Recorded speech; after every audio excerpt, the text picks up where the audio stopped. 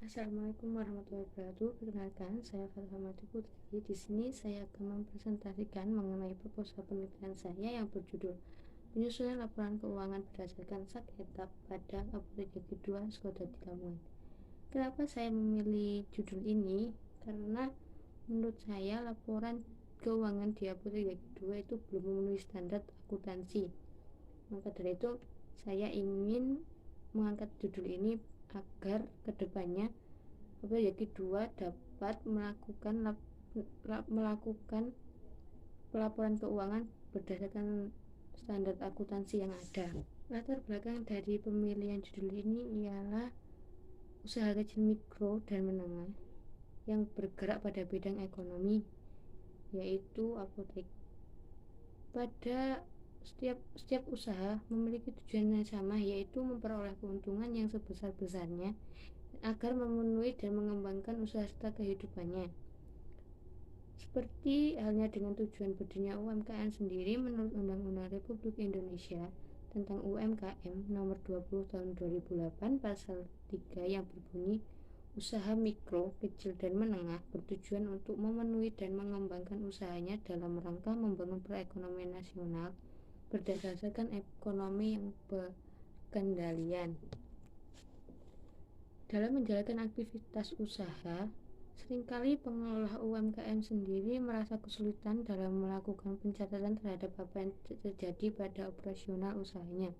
Kesulitan itu biasanya menyangkut aktivitas dan penilaian atas hasil yang dicapai oleh setiap usaha, apalagi kalau harus dilakukan pengukuran dan penilaian atas aktivitas yang terjadi pada kegiatan usaha. Pencatatan ini biasanya hanya dilakukan dengan menghitung selisih antara uang yang masuk dan uang yang keluar. Skala usaha mikro dan menengah, usaha mikro, kecil, dan menengah bisa dikatakan bagus jika pendapatan sekarang lebih tinggi dibanding pendapatan sebelumnya. Padahal indikator dari keberhasilan tidak hanya diukur dari pendapatannya saja, namun diperlukan juga pengukuran dan pengelompokan atas transaksi atau kegiatan yang terjadi setelah pengiktisaran transaksi-transaksi tersebut. Jadi setiap usaha harus mempunyai laporan keuangan untuk menganalisa kinerja keuangan sehingga dapat memberikan informasi tentang posisi keuangan tersebut. Dengan adanya informasi tentang posisi keuangan, kinerja, dan arus kas usaha akan bermanfaat bagi pengguna laporan keuangan dalam rangka membuat keputusan-keputusan ekonomi serta menunjukkan pertanggungjawaban suatu manajemen atas penggunaan sumber daya yang dicapayakan kepada mereka. Laporan keuangan sendiri ialah laporan akuntansi yang menghasilkan informasi tentang keadaan suatu perusahaan sekaligus alat komunikasi antara data keuangan dan aktivitas perusahaan dengan pihak-pihak yang berkepentingan dalam data atau aktivitas perusahaan tersebut. Dalam penyusunan laporan keuangan juga memiliki pedoman yang mengacu pada standar akuntansi keuangan yang dituangkan dalam pernyataan standar akuntansi keuangan untuk usaha mikro, kecil, dan menengah, standar akuntansi keuangan untuk entitas tanpa akuntabilitas publik atau biasa disebut dengan sak-etap, digunakan sebagai laporan untuk memperoleh laporan keuangan yang terdiri dari laporan laba rugi, laporan perubahan ekuitas neraca, laporan arus kas, serta catatan atas laporan keuangan. Apotek kedua sendiri digolongkan sebagai usaha mikro, kecil, dan menengah yang bergerak di bidang farmasi yang menyediakan obat-obatan bagi pasien atau konsumen yang membutuhkan dan telah berdiri sejak tahun 2012. Apotek kedua sendiri hanya melakukan pencatatan terhadap pemasukan dan pengeluaran kas dan pencatatan ketersediaan stok barang yang dijadikan laporan setiap bulannya, sehingga laporan keuangan yang dihasilkan belum memenuhi standar yang diberlakukan untuk UMKM tersendiri. Apotek kedua juga belum memiliki neraca awal sebagai patokan awal dalam penyusunan laporan keuangan.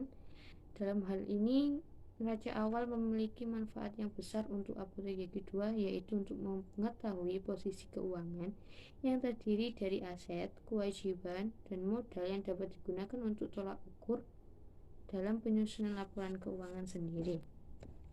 Maka dari itu, penulis ingin mengangkat judul ini karena ingin memperbaiki laporan keuangan dari apotek gigi 2 tersendiri agar sesuai dengan standar akuntansi yang berlaku pada UMKM tersebut.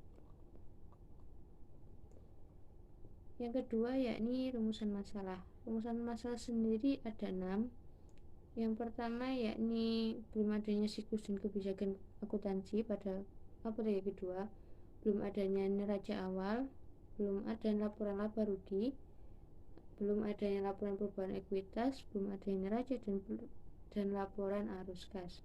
Tujuan dari penelitian ini ialah untuk mengelola data dan informasi mengenai penyusunan laporan keuangan pada apotek gigi 2 berdasarkan etap yang berlaku pada standar akuntansi tersendiri. Adapun manfaat dari penelitian ini yakni bagi penulis diharapkan dapat memberikan pemahaman tentang penerapan laporan keuangan berdasarkan etap pada usaha mikro, kecil, dan menengah yakni apotek gigi 2. Selanjutnya yakni bagi pihak apotek gigi 2 yakni memberikan bimbingan kepada pemilik usaha tentang penyusunan laporan sesuai berdasarkan etap yang diharapkan agar berdampak pada pengembangan usaha di masa yang akan datang. Yang ketiga yakni bagi pihak lain yakni untuk menambah referensi dan pengetahuan mengenai penyusunan laporan keuangan berdasarkan etap pada usaha mikro, kecil, dan menengah. Selanjutnya yakni tinjauan pustaka. Yang pertama yakni definisi apotek. Menurut keputusan Menteri Kesehatan Republik Indonesia nomor 1027-Menkes/SK/9/2004, yaitu suatu tempat dilakukannya pekerjaan kefarmasian, penyaluran sediaan farmasi, dan pembekalan kesehatan lainnya kepada masyarakat. Adapun tujuan dari apotek ialah yaitu untuk meningkatkan kualitas pelayanan kefarmasian apotek, memberikan perlindungan pada pasien dan masyarakat dalam memperoleh pelayanan farmasi di apotek. Yang ketiga yakni menjamin kepastian hukum bagi tenaga kefarmasian dalam memberikan pelayanan farmasi di apotek. Adapun tugas dan fungsi apotek ialah tempat pengabdian profesi seorang apoteker yang telah mengucapkan sumpah jabatan apoteker. Yang kedua yakni saran yang digunakan untuk melakukan pekerjaan kefarmasian. Yang ketiga yakni saran yang digunakan untuk memproduksi dan mendistribusikan sediaan farmasi antara lain obat, kosmetik, obat tradisional, dan alat kesehatan lainnya.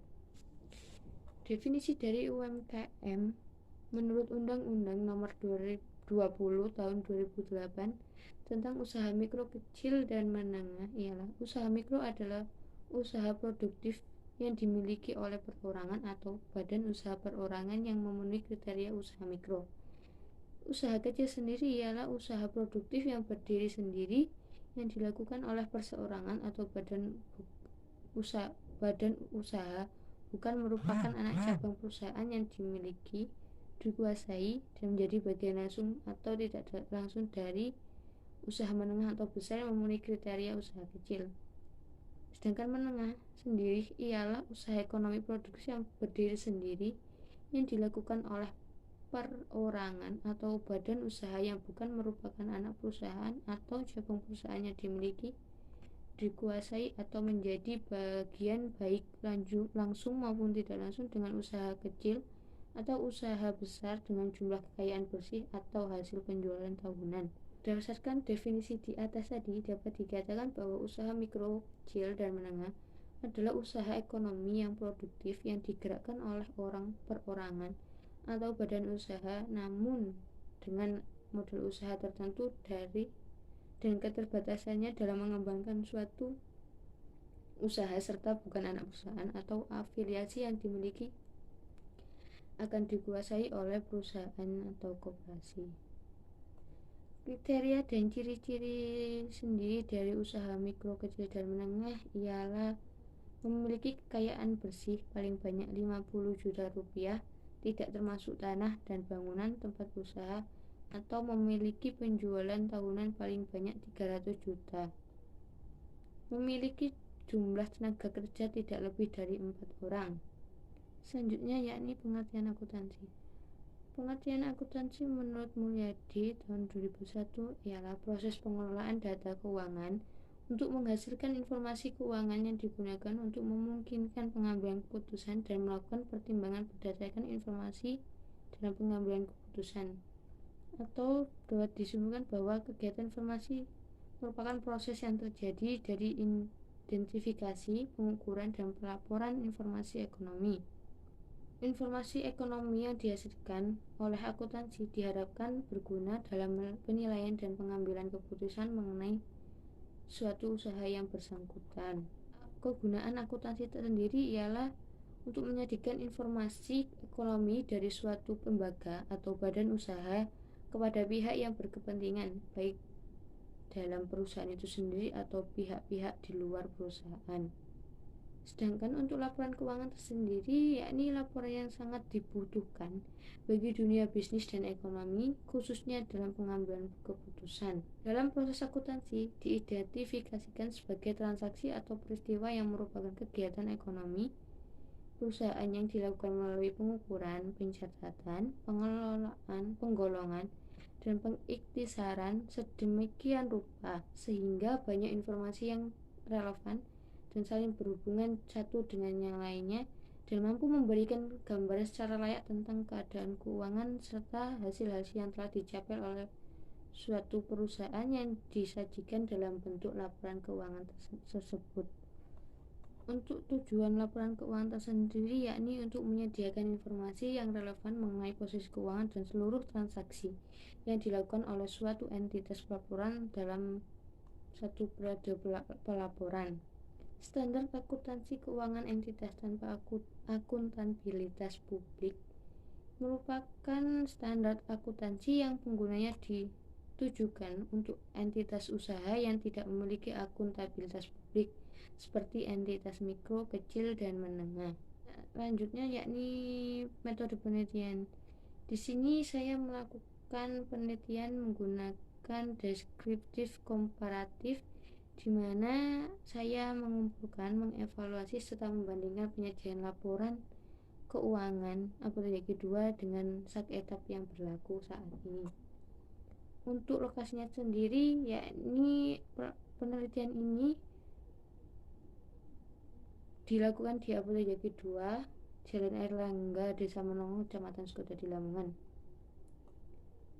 Populasi dan sampel. Populasi menurut Mudrajat tahun 2003 dengan nomor halaman 108. Populasi ialah suatu kelompok dari elemen penelitian di mana elemen adalah unit terkecil yang merupakan sumber dari data yang berlaku.